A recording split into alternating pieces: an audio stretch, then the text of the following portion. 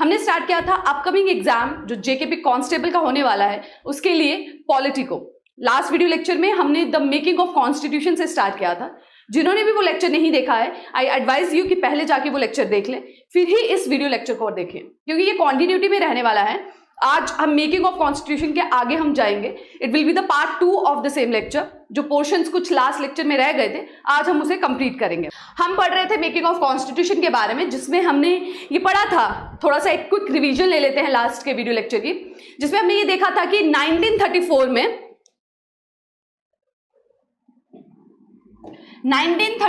में first time जो idea constitution का आया था, that was by M.N. Roy. Fine.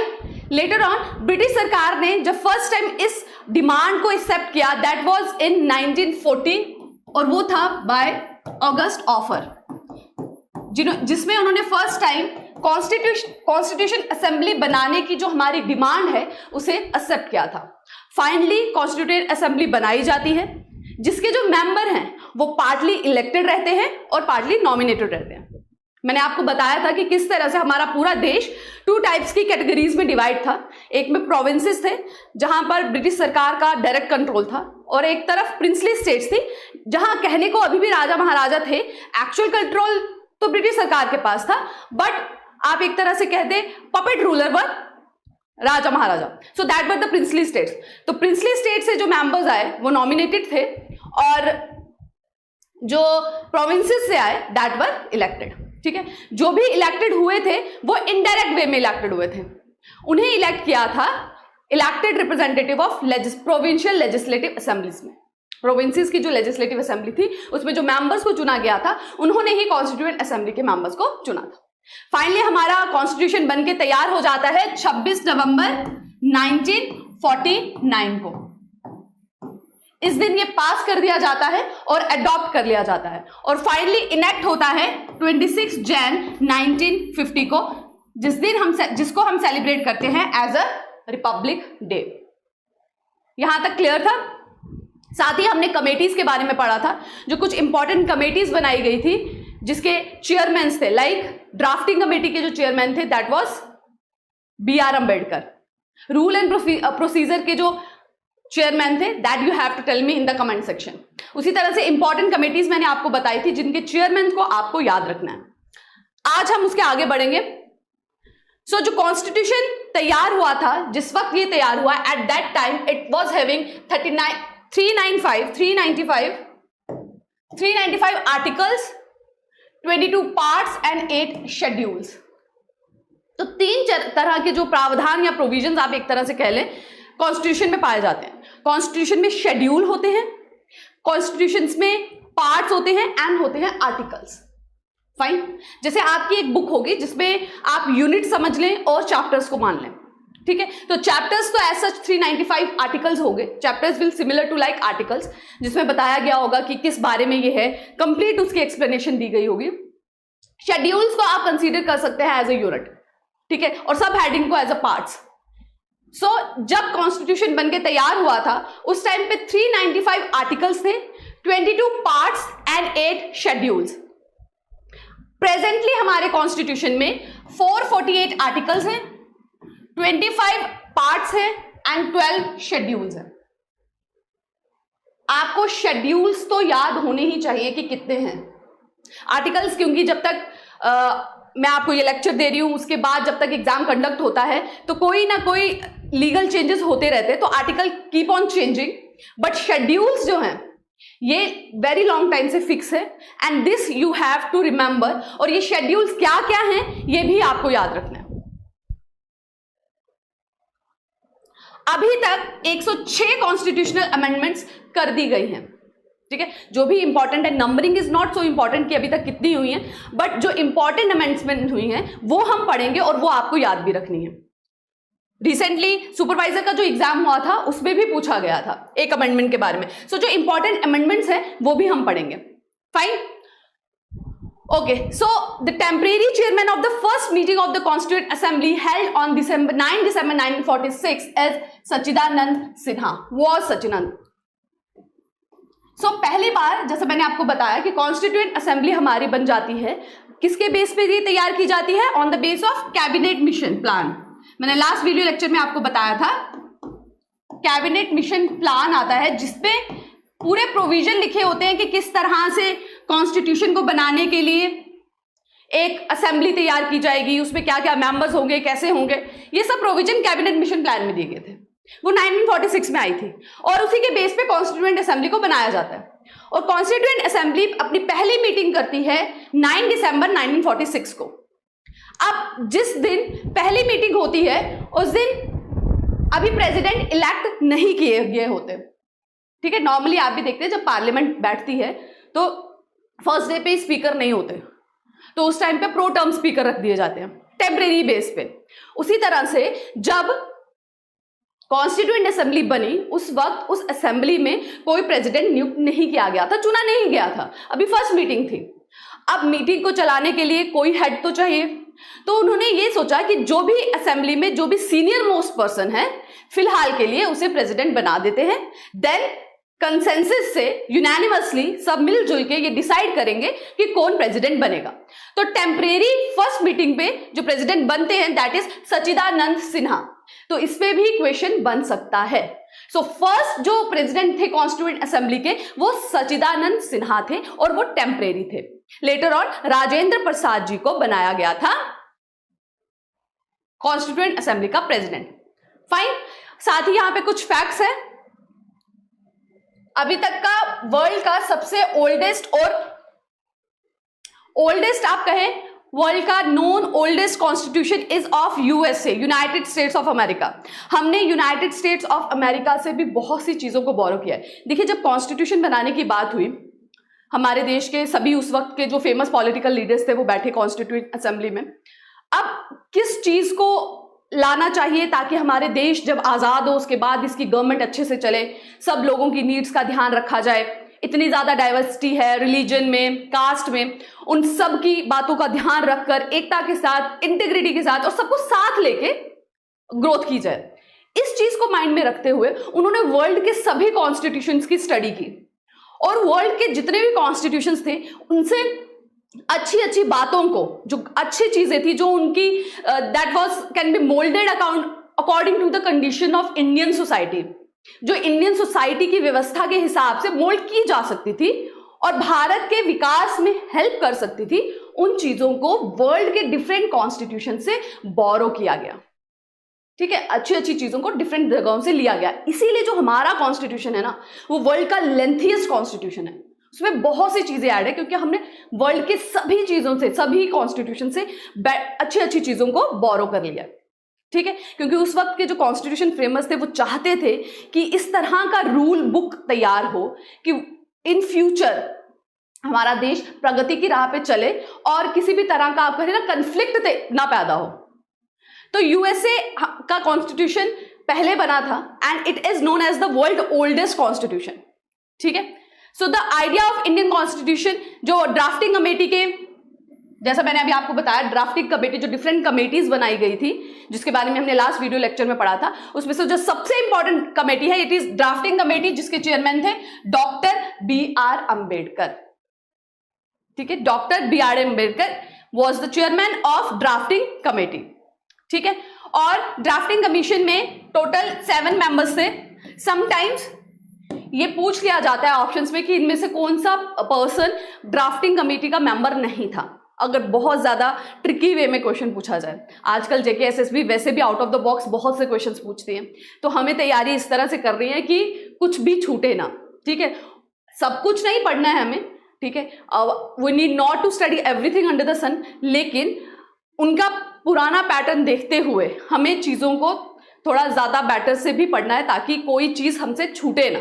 ठीक है, सो ड्राफ्टिंग कमीशन में 7 मेंबर्स थे, उनके नाम यहां रिटन है, दैट इज कृष्णस्वामी अय्यर।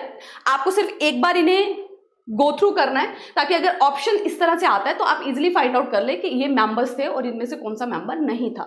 ठीक है, Krishnaswami Ayyar N Gopalaswami Ayyangar Alladi, Mohammad Saadulla and Madhava Rao, जो लेटर ऑन रिप्लेस हुए थे TT Krishnamachari and KM Munshi. ठीक है, and 7th was the chairman doctor BR Ambedkar. ठीक है, तो ये सब मेंबर्स थे ड्राफ्टिंग कमीशन के। नेक्स्ट 26 नवंबर को हमारे देश का संविधान को अडॉप्ट कर लिया जाता है और पास कर लिया जाता है, इसीलिए 26 नवंबर इज सेलिब्रेटेड एज संविधान दिवस। ठीक है, क्योंकि उस दिन जो है हमारे कॉन्स्टिट्यूशन को पास कर दिया गया था, अडॉप्ट कर लिया गया था, तो 26 नवंबर मनाया जाता है संविधान दिवस के रूप पे। ये भी आपको याद रखना है, वेरी इंपॉर्टेंट। नेक्स्ट इंपॉर्टेंट चीज है पिंगाली वेंकैया। ये वो पर्सन है जिन्होंने हमारे नेशनल फ्लैग को डिजाइन किया था, जो कि अडॉप्ट किया गया था 22 जुलाई 1947, जो मैंने आपको लास्ट वीडियो लेक्चर में भी बताया था, बट इनका नाम हमने नहीं पढ़ा था। वी हैव स्टडीड ओनली कि किस दिन हमारा नेशनल फ्लैग जो है अडॉप्ट किया गया है। अब आप मुझे हमारे कमेंट सेक्शन में बताएंगे, लास्ट वीडियो लेक्चर में हमने ये पढ़ा था कि नेशनल एंथम और नेशनल सॉन्ग किस डेट पे अडॉप्ट की गई, वो आप मुझे वीडियो लेक्चर पे कमेंट सेक्शन पे इसका आंसर देंगे। Fine. So Pingali Venkaiah was the person जिन्होंने नेशनल फ्लैग को डिजाइन किया था, एंड नेशनल फ्लैग जो है वो अडॉप्ट किया गया था 22 जुलाई 1947 को। Clear? Next is the 2 prominent female leaders who played a key role in drafting the constitution। जो फीमेल, अब ये भी आप ध्यान रखना है कि जो कॉन्स्टिट्यूएंट असेंबली थी वो होलसम थी, हर इंडिया के हर कोने से वहां पे मेंबर्स थे, एंड अगर जेंडर वाइज भी देखा जाए तो फीमेल्स भी वहां पे रिप्रेजेंटेटिव थी। सिर्फ मेल्स ने ही मिलकर नहीं बनाया उस टाइम पे, क्योंकि हमने देखा कि जब फ्रीडम की स्ट्रगल हुई, हर पोर्शन से, हर आप एक तरह से कहें सेक्शन के पर्सन ने पार्टिसिपेट किया। ठीक है, तो कॉन्स्टिट्यूएंट असेंबली भी जो थी वो होलसम थी, वहां पे फीमेल्स की भी पार्टिसिपेशन थी। उनमें से 2 इंपॉर्टेंट है जिन्होंने बहुत इंपॉर्टेंट रोल प्ले किया था in the formation of constitution, that is Vijaya Lakshmi Pandit and Dakshayani Velayudhan. Pronunciation में maybe I am wrong.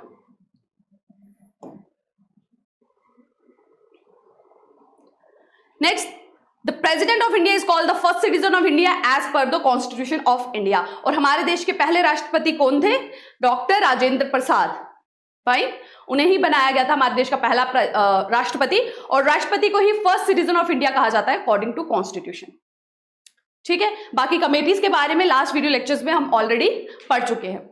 Now coming towards the important provisions जो हमारे कॉन्स्टिट्यूशन में हैं, वो हमने डिफरेंट वर्ल्ड के कॉन्स्टिट्यूशन से बोरो किए हैं। ये बहुत इंपॉर्टेंट है, इससे क्वेश्चंस मैक्सिमम पूछे जाते हैं और अभी तक पूछे भी गए हैं। कौन सा प्रोविजन किस कॉन्स्टिट्यूशन से बोरो किया गया? ठीक है, तो इसके बारे में अभी हम पढ़ेंगे। So first of all, constitution of United state, America के कॉन्स्टिट्यूशन से हमने किन किन चीजों को बोरो किया है? प्रियम्बल,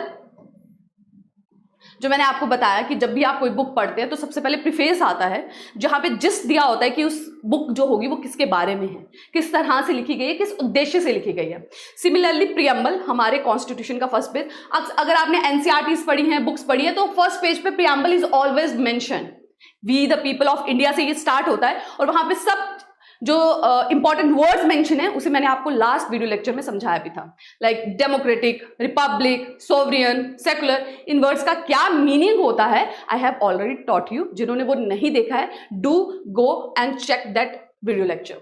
तो प्रियम्बल जो है वो हमने बोरो किया था कॉन्स्टिट्यूशन ऑफ यूनाइटेड स्टेट्स से।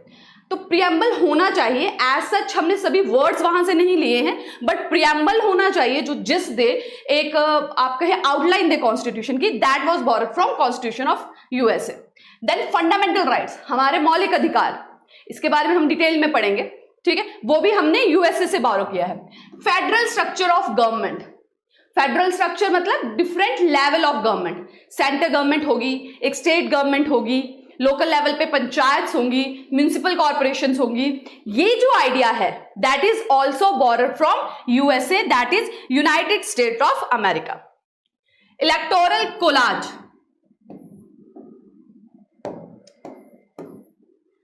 प्रेसिडेंट को नियुक्त करने के लिए, इलेक्ट करने के लिए एक कोलाज बनाया जाता है, एक मेंबर्स की आप तरह से कहें समिति सॉर्ट ऑफ बनाई जाती है जो प्रेसिडेंट को इलेक्ट करते हैं। उसी तरह से बहुत से अलग अलग ऑफिसेस हैं जिनको इलेक्ट करने के लिए कोलाज बनाया जाता है। कोलेजियम सॉर्ट ऑफ आप समझ सकते हैं, एक तरह से समिति सॉर्ट ऑफ बनाई जाती है, ठीक है। So that also borrowed from constitution of US.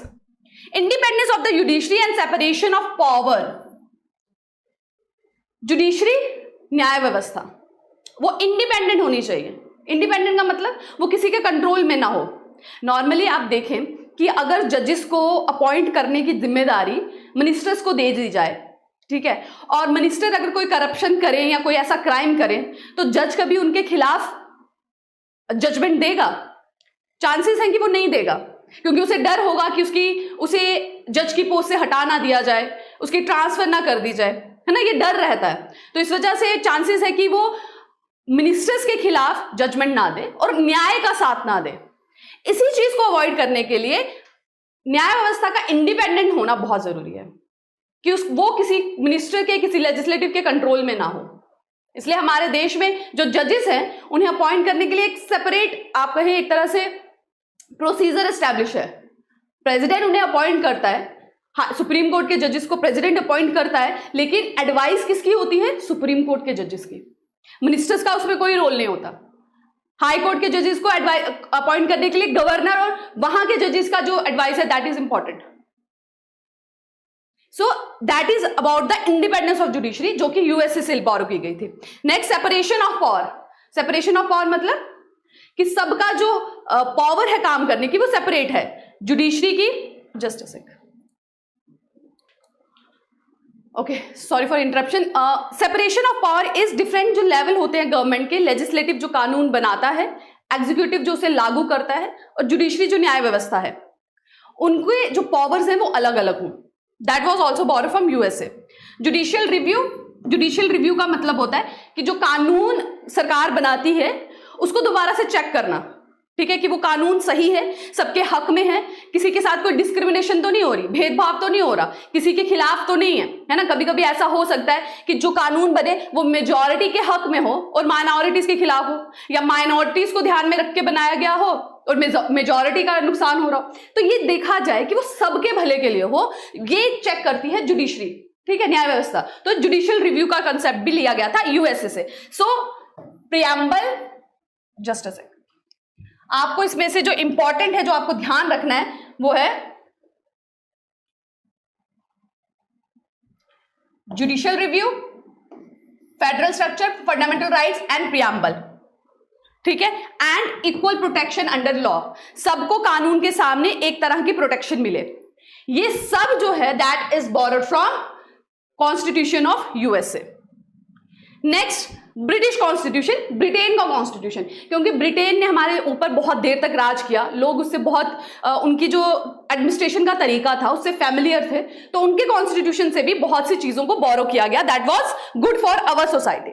जिसमें से सबसे पहले आता है पार्लियामेंट्री फॉर्म ऑफ गवर्नमेंट, ठीक है, क्योंकि उनकी एडमिनिस्ट्रेशन काफी देर तक चली, लोग फैमिलियर हो चुके थे, तो इसी तरह की एडमिनिस्ट्रेशन को अडॉप्ट किया गया हमारे देश में, ताकि लोगों को उसके हिसाब से चलने में इजी हो, क्योंकि ऑलरेडी फैमिलियर है, वैसा चल रहा है काम, ठीक है, इलेक्शंस हो रही हैं, लोग चुने जा रहे हैं, तो उस हिसाब से उनको इन चीजों से आप कहें ना फैमिलियर कराना इजी था, because they were already used to that, ठीक है। So the idea of single citizenship, अब यूएसए में आप देखें तो डबल सिटीजनशिप है, ठीक है, वहां पे यूनाइटेड स्टेट्स ऑफ अमेरिका जो है, वहां पे एक इंडिविजुअल कंट्री जो है आपके पास, उसकी भी सिटीजनशिप है और यूएसए की भी है। बट इंडिया में there is a single citizenship. आप भारत देश के नागरिक हैं, आप जिस भी देश स्टेट में रहते हो, आप उस स्टेट के सिटीजन नहीं हैं, आप इंडिया के सिटीजन है, तो सिंगल सिटीजनशिप, उसका कंसेप्ट लिया गया ब्रिटेन के कॉन्स्टिट्यूशन से। The idea of rule of law, कानून का जो है रूल चलेगा, that was also, it is very important, पूछा जाता है रूल ऑफ लॉ कहां से बोरो किया गया है। रिट्स, ये हम फंडामेंटल राइट पे डिटेल से पढ़ेंगे, that was also borrow from British constitution. Institution of speaker and his role, law making procedure and procedure established by law. देखिए, ये है इक्वल प्रोटेक्शन अंडर लॉ और ये है procedure established by law. So these are the important things जो आपको ध्यान रखनी है, जो हमने बोरो की हैं ब्रिटिश कॉन्स्टिट्यूशन से। Next comes the Canadian constitution, Canada का constitution.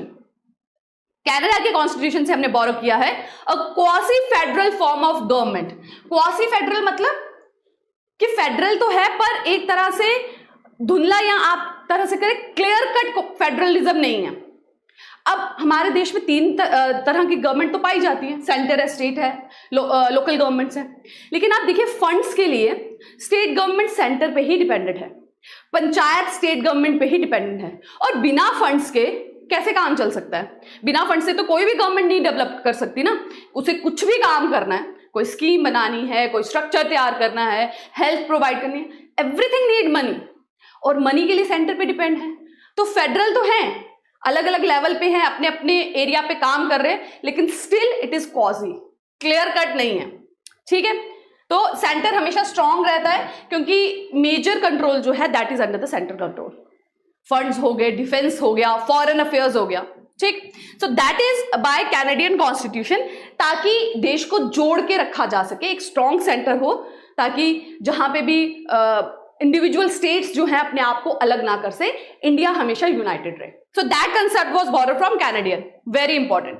Fine, next is distribution of power between the central government and state government. किस बिहाफ पे सेंटर और स्टेट गवर्नमेंट में पावर्स को डिस्ट्रीब्यूट किया जाएगा, that was also borrowed by Canadian constitution. And last is residual power written by the centre government. जो कानून बनाए जाते हैं ना, जिन जिन सब्जेक्ट्स पे, जिन जिन चीजों पे, उन्हें 3 पार्ट्स में डिवाइड किया गया। ठीक है, लिस्ट होती है उन सब्जेक्ट्स की जिन पे कानून बनाए जाते हैं। एक होती है सेंटर लिस्ट, एक होती है स्टेट लिस्ट, और एक होती है कॉन्ग्रुएंट।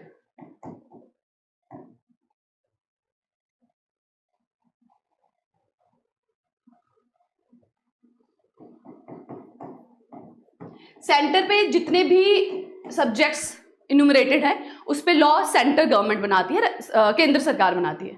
स्टेट पे जितने भी हैं उसमें राज्य सरकार बनाती है। ये जो कॉन्ग्रुएंट है ना, इसमें जितने भी सब्जेक्ट है उस पे दोनों बनाती हैं, लेकिन फिर भी जो आप कहें वेटेज या इंपॉर्टेंस है वो सेंट्रल लॉ को दी जाती है। अगर कभी भी एक ही सब्जेक्ट पे दोनों ने लॉ बनाया और कंफ्लिक्ट हो गया तो इंपॉर्टेंस जो है, वेटेज जो है, that will be given to the central government. और रेजिडुअल पावर, जो भी बची हुई पावर्स हैं, that is also with the central government. तो ये जो व्यवस्था है ये भी ली गई थी कैनेडियन कॉन्स्टिट्यूशन से।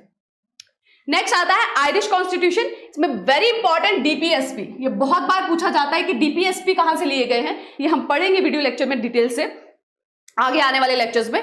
सो DPSP is borrowed from Irish constitution. ठीक है, nomination of member of Rajya Sabha.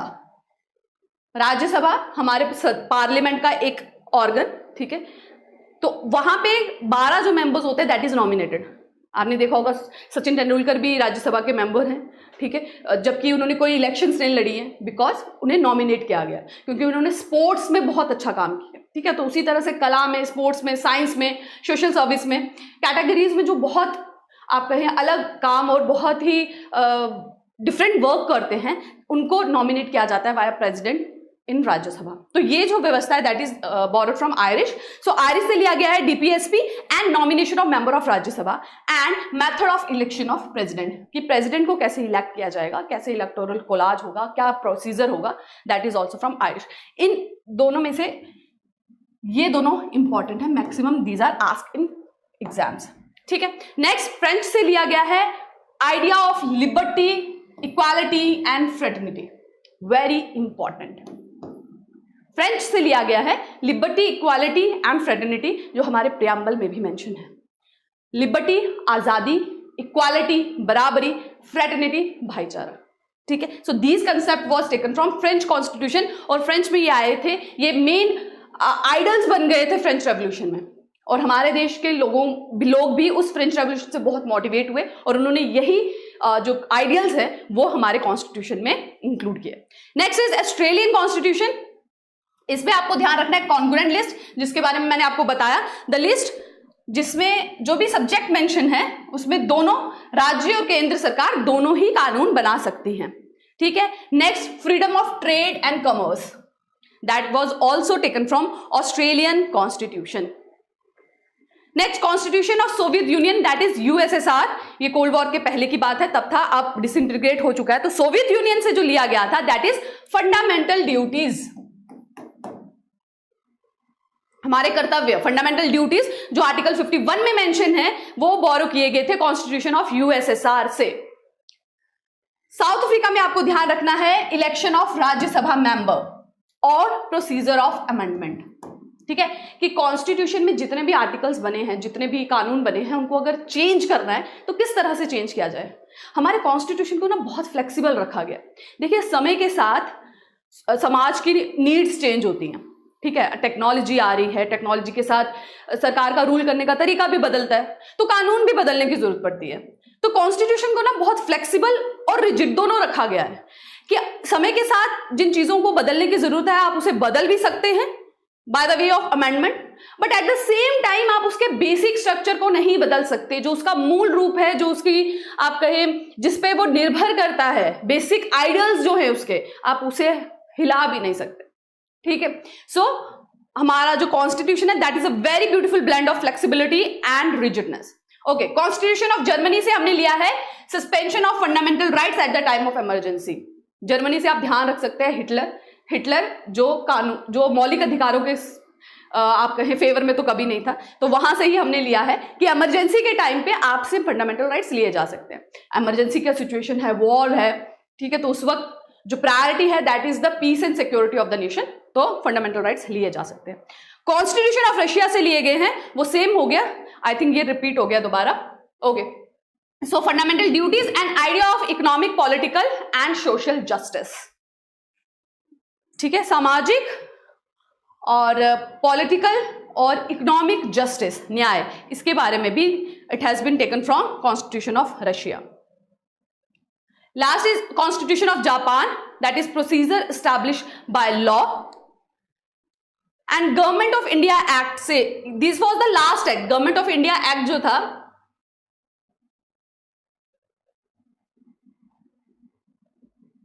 Government of India act was the last act formulated by, इसके बाद government of India act of 1947 बना था, जिसपे हमारे देश जब आजाद हुआ तो किस तरह से पावर का ट्रांसफर होगा उसके बारे में बताया गया था। उससे पहले ये गवर्नमेंट ऑफ इंडिया एक्ट 1935 था, जिससे बहुत से प्रोविजंस कॉन्स्टिट्यूशन में ऐड किए गए, जैसे federal scheme, emergency provision, public service commission, office of governor, judiciary and administrative details. Fine, so that was about the various borrowed features. Now we will study about the schedules. मैंने आपको बताया कि जब हमारा constitution बना तब उसमें 8 schedule थे। एट प्रेजेंट हमारे कॉन्स्टिट्यूशन में देयर आर 12 शेड्यूल्स। और ये शेड्यूल क्या है, फर्स्ट शेड्यूल क्या है, सेकंड क्या है, this you have to remember, ठीक है। सो पूरे 12 शेड्यूल्स हैं, ठीक है। पहला शेड्यूल हमें बताता है the list of states and union territories, हमारे देश में कितनी स्टेट्स है, कितनी यूनियन टेरिटरीज है, शेड्यूल 1 में उसके बारे में लिखा गया है। शेड्यूल 2 बात करता है अलाउंसेस की और बात करता है provision of the, yes, it talks about allowances, ठीक है, इमोलुमेंट्स एंड अलाउंसेस, किस तरह से जो सैलरी और अलाउंस जो डिफरेंट मिनिस्टर्स को, डिफरेंट ऑफिसेस को, गवर्नमेंट ऑफिसेस को दिए जाएंगे, उसके बारे में बात की गई है शेड्यूल 2 में। शेड्यूल 3 बात करता है ओथ्स की, कि जो शपथ दी जाती है, आपने देखा प्राइम मिनिस्टर बनते हैं, मिनिस्टर बनते हैं, प्रेसिडेंट बनते हैं, स्पीकर बनते हैं, हर एक को ओथ दी जाती है, तो किस ऑफिस को कौन ओथ देगा, इस बारे में लिखा गया है 3rd शेड्यूल में। 4th शेड्यूल हमें बताता है राज्यसभा की सीट्स के बारे में, कि किस स्टेट से कितनी राज्यसभा की सीट्स आएंगी। आप मुझे कमेंट सेक्शन में बताएंगे कि एट प्रेजेंट जब से हमारा जम्मू एंड कश्मीर स्टेट से यूटी बना है तो हमारे यहां से राज्यसभा की कितनी सीट्स हैं। Fine, so this has been mentioned in schedule 4।